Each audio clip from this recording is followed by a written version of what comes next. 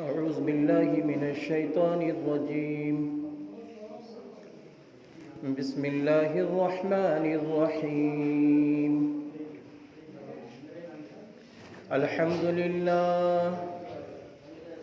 الحمد لله نحمده ونستعينه ونستغفره ونؤمن به ونتوكل عليه ونعوذ بالله من شرور أنفسنا ومن سيئات أعمالنا. من يهده الله فلا مضل له ومن يضلله فلا هادي له. ونشهد أن لا إله إلا الله وحده لا شريك له. ونشهد أن محمدًا عبده ورسوله. وصلى الله عليه وسلم تسليمًا كثيرًا كثيرًا. أما بعد، قال الله عز وجل: أعوذ بالله من الشيطان الرجيم. يا أيها الناس اتقوا ربكم الذي خلقكم من نفس واحدة وخلق منها زوجها وبص منهما رجالا كثيرا ونساء. واتقوا الله الذي تساءلون به والأرحام، إن الله كان عليكم رقيبا. يا أيها الذين آمنوا اتقوا الله حق تقاته ولا تموتن إلا وأنتم مسلمون. يا أيها الذين آمنوا اتقوا الله وقولوا قولا سديدا يصلح لكم أعمالكم ويغفر لكم ذنوبكم، ومن يطع الله ورسوله فقد فاز فوزا عظيما. صدق الله العظيم. وقال النبي صلى الله عليه وسلم: النکاح من سنتی فمن رغب عن سنتی فلیس منی، او کما قال علیہ الصلاة والسلام. اللہم صلی علی محمد وعلی آل محمد کما صلیت علی ابراہیم انک حمید مجید. اللہ کے محبوب بندوں، جیسا کہ آپ کو یہ معلوم ہے کہ آج یہ نکاح مسجد میں ہو رہا ہے، اور انشاءاللہ 2 نکاح ہوں گے. نکاح کیا ہے؟ نکاح کیوں کیا جاتا ہے؟ اس بات کو سمجھنے کے لیے آج ہمیں آپ کو مسجد میں جوڑا گیا ہے. میرے بھائیوں، نکاح کے لفظی معنی ہیں ضم ہو جانا. قرآن و حدیث کی روشنی میں ایک اجنبیہ خاتون اور ایک اجنبی مرد کا ایک دوسرے سے جڑ جانے کا نام نکاح ہے. آپ دیکھتے ہیں کہ نکاح سے پہلے جس کو دیکھنا حرام تھا، نکاح کے بعد اس کو دیکھنا حلال، اس کو کھلانا حلال، اس کے ساتھ مسکرانا حلال، یہاں تک ایک دوسرے کو خوش کرنا بھی حلال، اور آگے پڑھیے تو سرور کائنات فخر دو عالم حضرت محمد عربی صلی اللہ علیہ وسلم کا ارشاد گرامی ہے کہ جو شوہر اپنی بیوی سے محبت کرے اس کا حق ادا کرے، اور جو بیوی اپنے شوہر سے محبت کرے اس کا حق ادا کرے، اللہ ایسے جوڑے سے خوش ہوتا ہے۔ نکاح سے پہلے ایک دوسرے کو خوش کرنا حرام، اور نکاح ہوتے ہی ایک دوسرے کو خوش کرنا، اللہ خوش ہو رہا ہے، اللہ خوش ہو رہا ہے۔ دوسری بات، نکاح کے موقع پر کلام اللہ کی 3 آیتیں پڑھی جاتی ہیں۔ قرآن پاک میں بہت ساری آیتیں ہیں نکاح کے سلسلے میں، لیکن ہمارے اور آپ کے محبوب نبی، آخری پیغمبر حضرت محمد عربی صلی اللہ علیہ وسلم نے الگ سے 3 آیتوں کا انتخاب فرمایا ہے۔ ان 3 آیات میں بہت بڑے بڑے پیغام و پیغامات چھپے ہوئے ہیں۔ سب سے پہلا تو پیغام نکاح کے موقع پر دولہا کے لیے اور دلہن کے لیے ہے۔ اللہ تعالیٰ فرماتا ہے یا ایھا الذین آمنوا اتقوا اللہ حق تقاته ولا تموتن الا وانتم مسلمون۔ اے ایمان والو، اللہ سے ڈرو جیسا کہ اس سے ڈرنے کا حق ہے، اور تم مت مرنا تو مسلم کی حیثیت سے مرنا، مومن کی حیثیت سے مرنا۔ میرے بھائیوں، ذرا 1 منٹ کے لیے غور تو کرو کہ ہمارے سماج میں کیا ہے۔ آج نکاح ہے، جو چاہے وہ کرے۔ ہمارے اور آپ کے ذہن میں کیا ہے کہ آج شادی ہے، جتنی بھی رسموں کو زندہ کرنا ہے آج کر لو۔ اور جب کوئی کہتا ہے اماں یہ کیا کر رہے ہو، شریعت کے خلاف ہے، تو ہم آپ کیا کہتے ہیں؟ اماں شادی میں چلتا ہے۔ معاف کیجیے گا، کہتے کہ نہیں کہتے؟ شادی میں چلتا ہے۔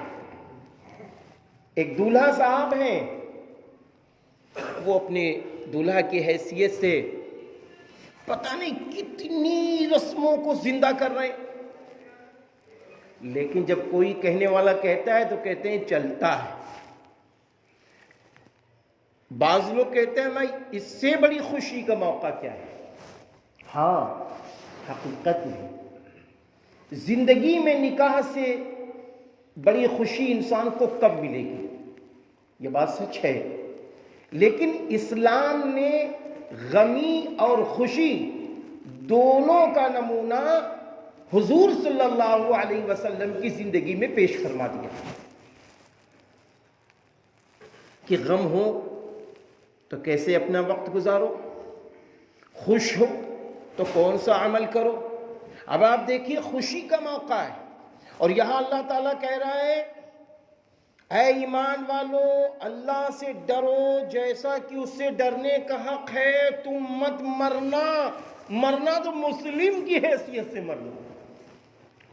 اب آپ بتائیے، اللہ کہہ رہا ہے نکاح کے موقع پر، خوشی کے موقع پر، جب لڑکی والے اپنی بیٹی کو سنت نبوی کے مطابق اپنے داماد کے حوالے کر رہے ہیں، ایسے موقع پر کہا جا رہا ہے مت مرو، مسلم کی حیثیت سے مرو۔ تو آخر یہ کیوں کہا گیا؟ یہ اس لیے کہا گیا کہ اے ایمان والو، یہ خوشی اللہ تمہیں دے رہا ہے۔ اے دولہا صاحب، یہ خوشی اللہ نے تمہیں دی ہے۔ اے دلہن صاحبہ، یہ خوشی اللہ نے تمہیں دی ہے، اور اگر اللہ نے خوشی تم دونوں کے مقدر میں نہ لکھی ہوتی تو قسم خدائے پاک کی ہم لوگ اخباروں میں گاڑیوں کا اعلان کرتے کہ یہ شاندار امپالا کار دوں گا، بیٹی سے نکاح ہو جائے۔ معاف کر دیجئے، کتنے ایسے اشتہارات ہیں کہ حسین و جمیل بہنیں، بڑے بڑے کھرب پتی گھرانوں کے نوجوان کنوارے چلے گئے، کنوارے چلے گئے۔ کیا انہوں نے کوشش نہیں کی؟ کوشش کی ہے، لیکن اللہ نے ان کے مقدر میں نکاح نہیں لکھا تھا۔ تو اس لیے جب نکاح ہم کر رہے ہیں، کرا اللہ رہا، نکاح ہم کر رہے ہیں، بیٹا میرا ہے آپ کا ہے، بیٹی میری ہے آپ کی ہے، بیٹی دی کس نے؟ اللہ نے، بیٹا دیا کس نے؟ اللہ نے۔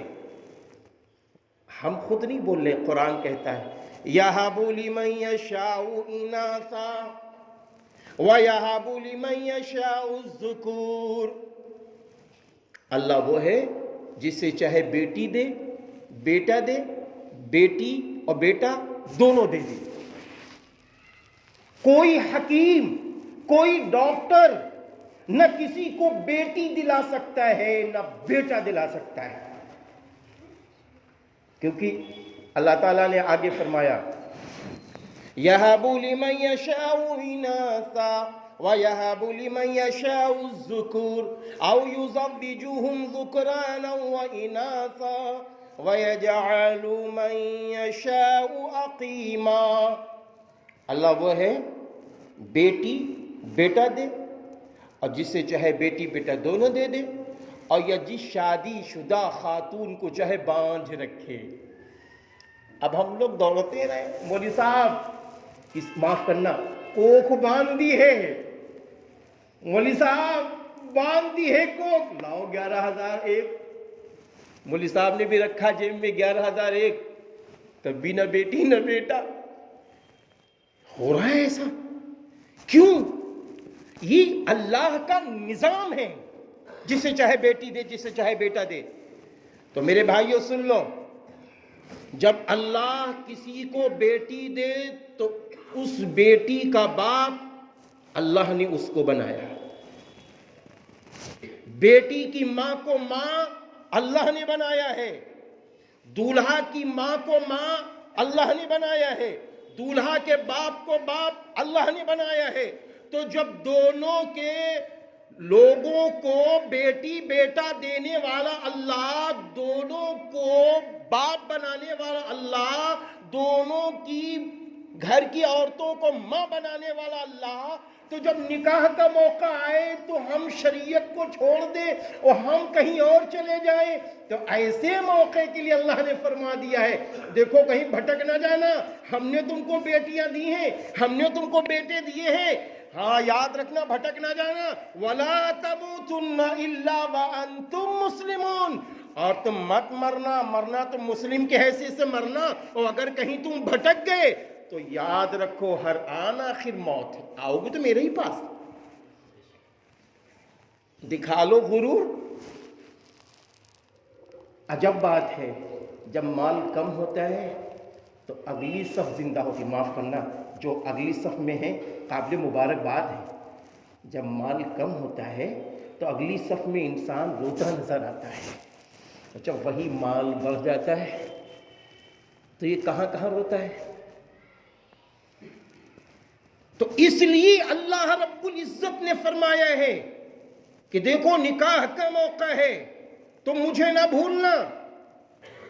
اب کوئی کہے یار ہم بھولتے کہاں ہیں، اسی لیے تو موت کو یاد کرایا جا رہا ہے کہ تم مجھے یاد کرو، اور مجھ سے ملنے کا ذریعہ موت ہے، مجھ سے ملنے کا ذریعہ موت ہے، میرے پاس آنے کا جو پل ہے وہ موت ہے۔ جہاں موت ایمان کی حالت میں آ گئی، موت اسلام کی روشنی میں آ گئی، تو پھر معلوم کیا ہوگا؟ وہ اللہ خوش ہو جائے گا، ہاں آ گئے ہو تم میرے پاس، ہم نے تم کو بیٹیاں دی تھی، تم نے ان کو دیندار بنایا، اور پھر تم نے نیک صالح مرد کو اپنی بیٹی دے دی تھی، ہاں تم نے دیا ہے، دیا ہے۔ اب سنو میرے بھائیوں، وہ روایت کو اب جلدی سے سامنے لاؤ۔ کون سی روایت؟ رسول اللہ صلی اللہ علیہ وسلم نے فرمایا اللہ جس کو بیٹی ایک دے، ایک دوسری روایت میں جس کو اللہ 2 بیٹیاں دے، ایک تیسری روایت میں اللہ جس کو 3 بیٹیاں دے، اب پھر اس کی ماں، ان کے ابا اس بیٹی کو صالحہ بنائیں، ایماندار بنائیں، دیندار بنائیں، سماج میں جن جن چیزوں کی ضرورت ہے وہ ہنر سکھائیں اسلام کی روشنی میں. اور پھر اس کے بعد جب وہ بچی بالغ ہو جائے، بالغہ ہو جائے اور صالح رشتہ مل جائے تو فوراً وہ باپ اپنی بیٹی کا نکاح نیک مرد کے حوالے کرتے ہیں، نیک مرد سے. تو معلوم ہے اس لڑکی کی ماں اور اس لڑکی کے باپ کو کیا ملے گا؟ حضور صلی اللہ علیہ وسلم نے فرمایا کہ جس باپ نے، جس ماں نے اپنی بیٹی کو نیک و صالحہ بنا کر نیک مرد کے حوالے کر دیا تو اللہ رب العزت کے وہاں جب وہ بندہ پہنچے گا، بندی پہنچے گی، تو میرے نبی فرما رہے ہیں اس لڑکی کی ماں باپ جنتی ہے. اور دوسری روایت کے مطابق اس لڑکی کی ماں اور اس لڑکی کا باپ جنت میں مجھ سے اتنا قریب ہوگا جیسے 2 انگلیاں قریب. بھائیو بات سمجھ رہے ہیں؟ میرے بھائیو بات کو سمجھ رہے ہیں؟ لڑکی والوں سن لو، بیٹی والوں سن لو، ہمیں کون سی بیٹی بنانی ہے؟ ایماندار، دیندار، صالحہ، نماز پڑھنے والی، قرآن پاک کی تلاوت کرنے والی، تہجد کی نماز پڑھنے والی، اپنے بھائیوں کو دین کی راہ دکھانے والی، اپنی ماں اپنے باپ کی خدمت کرنے والی، اپنے گھر کی 4 دیواری میں اپنی عزت کو محفوظ رکھنے والی. ایسی بیٹیوں کو بنانا اور ایسی بہنوں کو بنانا یہ ہماری اور آپ کی ذمہ داری ہے. اب جب یہ ماں اور باپ اپنی بیٹی کو دیندار بنا کر، ایماندار بنا کر، جیسے اللہ میاں وہاں پہنچیں گے، آ گیا بندہ میرا، آ گیا میرا بندہ، آ گئی میری بندی، فرشتوں اس کو تو نبی کے ساتھ کر دو، اس کو تو نبی کے ساتھ کر دو. کیوں؟ اس لیے کہ اس نے اپنی بیٹیوں کو ایماندار بنایا اور ایماندار مرد کے حوالے اپنی بیٹی کا نکاح کر دیا. اس لیے اس کو میرے محبوب نبی کے ساتھ کر دو، کیونکہ میرے بھیجے ہوئے آخری پیغمبر نے یہ فرمان سنایا تھا کہ جس نے صالحہ بنایا، ایماندار بنایا اور ایماندار مرد سے نکاح کر دیا، ایسی بیٹی کی ماں باپ جنتی، اور ایسی بیٹی کی ماں باپ جنت میں اتنے نبی سے قریب ہوں گے جیسے 2 انگلیاں. چلو میرے نبی کے فرمان کو زندہ کرو اور جلدی ان کو جنت میں داخل کرو. بھائیو یہ جنت ملے گی کہ نہیں ملے گی؟ میرے بھائیو ذرا غور کرتے رہنا. اس جنت کو پانے کے لیے کون سا راستہ ہے؟ میں لڑکی والوں سے کہتا ہوں کون سا راستہ ہم اختیار کر رہے ہیں اللہ کے گھر میں؟ کیا ہم صالحہ بنا رہے ہیں؟ مبارک. ہماری بیٹیاں دیندار ہیں؟ مبارک. میرے بھائیوں ایک بہت اہم حدیث سنا دو، بہت اہم حدیث. نکاح کے موقع پر رسول اللہ صلی اللہ علیہ وسلم نے یہاں تک فرمایا اے نوجوانوں تم شادیاں کرو اور شادی میں ایماندار اور صالحہ خاتون کو تلاش کرو اور اس سے شادی کرو. میرے بھائیوں سننے، تو اب آپ بتائیے کہ لڑکیاں کیسی بننی چاہیے گھر میں؟ بھئی صالحہ بننی چاہیے. اب آپ اس سے ہٹ کر ذرا دیکھ لیجئے، اگر ہم نے اپنی بیٹیوں کو صالحہ نہ بنایا، دیندار نہ بنایا، تو معلوم ہے دنیا میں عذاب کون سا ملتا ہے؟ بھائیو معاف کر دینا، اللہ کے واسطے معاف کر دینا. میں اللہ کے محبوبوں کا فرمان سنا رہا ہوں. اللہ تعالیٰ ایسی لڑکیوں کی زندگی سے نکاح کی برکتیں چھین لیتا ہے، نکاح کی برکتیں چھین لیتا ہے. اور جب اللہ نکاح کی برکتیں چھین لے معلوم ہے تو کیا ہوتا ہے؟ وقت پر نکاح نہیں ہوتے، وقت پر نکاح نہیں ہوتے. ماں رو رہی ہے، باپ رو رہا ہے، میری بیٹیاں بڑی ہو گئی ہیں.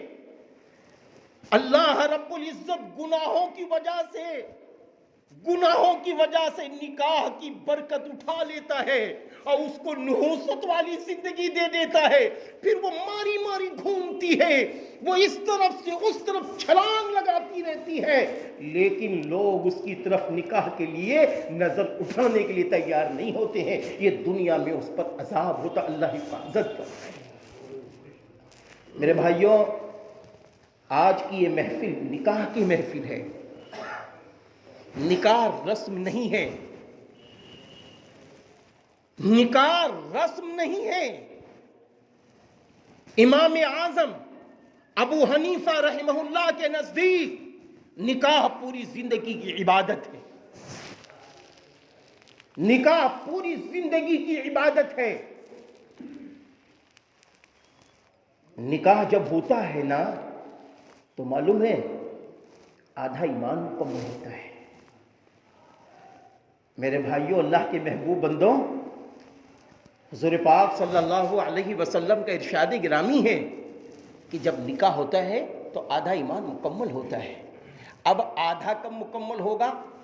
مرنے سے پہلے پہلے جب وہ دونوں لوگ نیک اعمال کرتے جائیں گے، سنت نبوی صلی اللہ علیہ وسلم کے مطابق زندگی گزارتے جائیں گے اور درود شریف پڑھتے ہوئے اپنی منزل کو آگے بڑھاتے جائیں گے اور ایمان کی روشنی میں چلتے چلے جائیں گے، تو کیا ہوگا معلوم ہے؟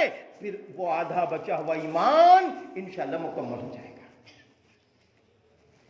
اب وہ جو ایمان مکمل ہو رہا ہے اسی کو یہاں کہا جا رہا نکاح کے موقع پر، وَلَا تَمُوتُنَّ إِلَّا وَأَنْتُمْ مُسْلِمُونَ، اور تم مت مرنا مسلم کی حیثیت سے مرنا۔ اب نکاح ہو گیا، ایمان کی روشنی میں زندگی گزر رہی ہے، اب جب دولہا و دلہن اللہ کے پاس پہنچ رہے ایمان کی حالت میں، تو معلوم ہے دنیا بھی ٹھاٹ کی گزری اور آخرت کی لامحدود زندگی جنت الفردوس میں گزرے گی انشاءاللہ۔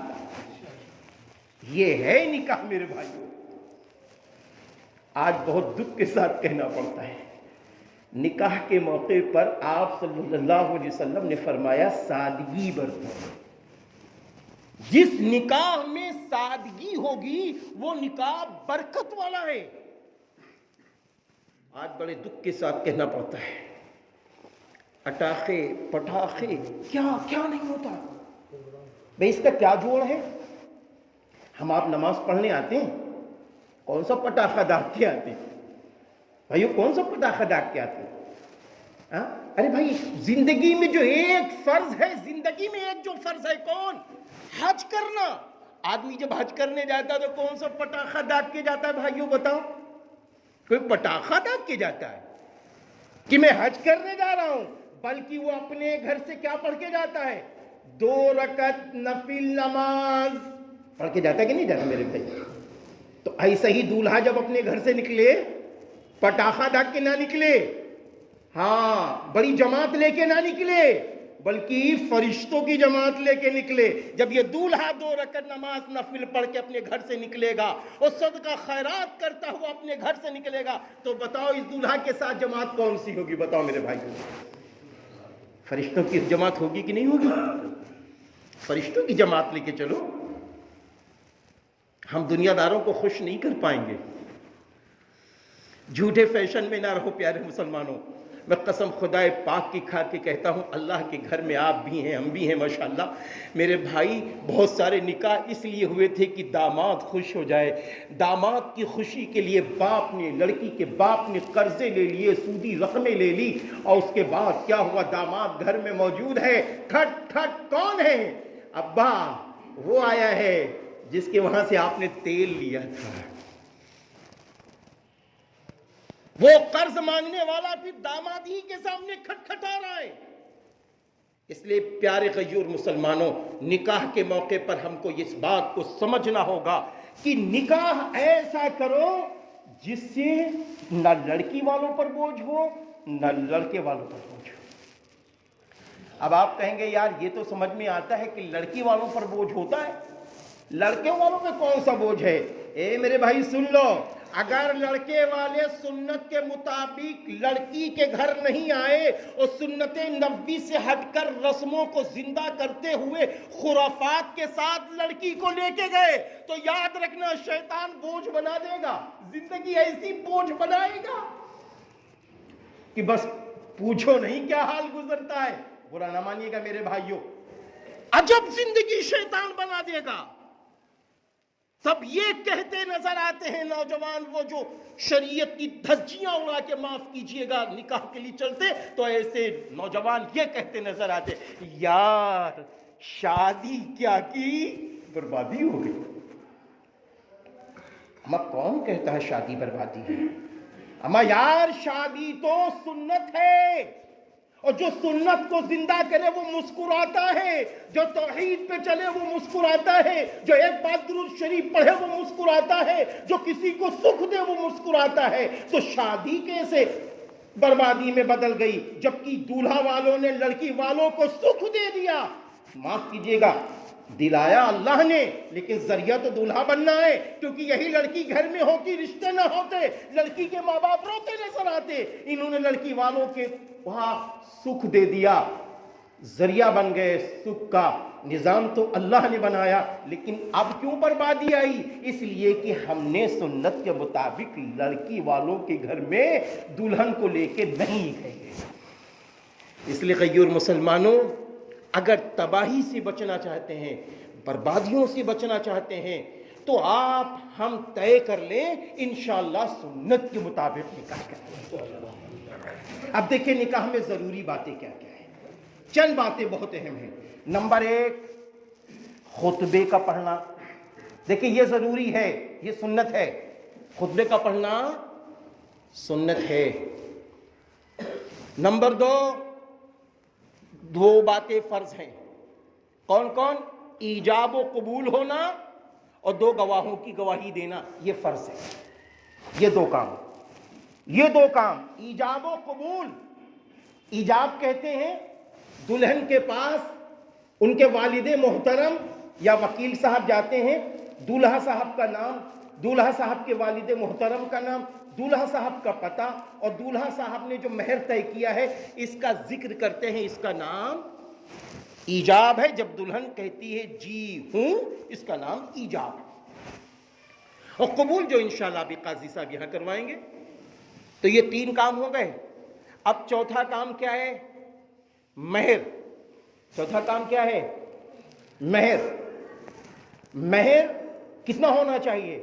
اچھی طرح سمجھ لیں، قرآن و حدیث کی روشنی میں ہے، جب تم کسی کی بیٹی یا بہن سے نکاح کرنے کا ارادہ کرو تو خوشی خوشی آپس میں مہر طے کرو اور خوشی خوشی ادا کرو، خوشی خوشی ادا بھی کرو۔